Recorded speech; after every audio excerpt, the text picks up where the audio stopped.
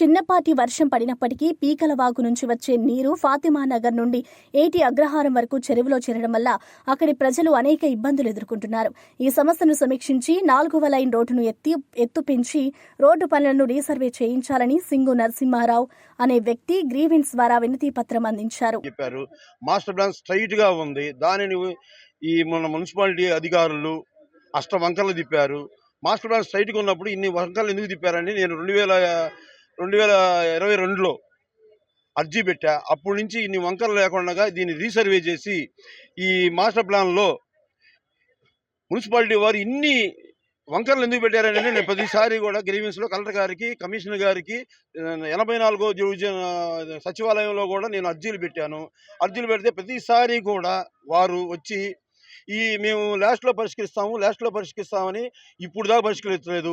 ఇదిగో చూడండి, కమిషనర్ గారు నిన్న పోయిన నెలలో మేము ఇచ్చాము.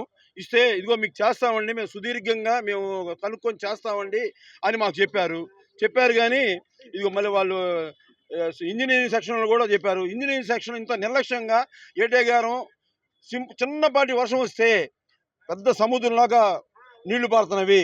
అక్కడ డ్రైనేజీ అడ్డంగా కట్టారు. పీకలవాగు సరాసరి పోతుంటే డ్రైనేజ్ అడ్డంగా కట్టారు. ఆ నీళ్ళేమో పోయి ఏటేగారంలో పడుతున్నాయి. మరో బుడవనేరు వాగులా తయారవుతుంది. అధికారులు, కలెక్టర్లు గారు కానీ, కమిషనర్ గారు కానీ ఏదైనా సమస్య వస్తే తురకపాలెం పోయి అయ్యో సమస్య వచ్చింది మొత్తం తిరుగుతున్నారు. కానీ ఏటేగారం కూడా చిన్నపాటి వర్షం వస్తే ఒక నదిలాగా, ఒక సముద్రంలాగా అయ్యి ఆ బుడవనేరు వాగుగా తయారవుతుంది. ఆ తర్వాత డైరీ ఏరియా, మలేరియా మొత్తం వస్తాయి. కలెక్టర్ గారిని దయచేసి ఈ లాస్ట్గా ఈ అర్జీ ఇద్దాం.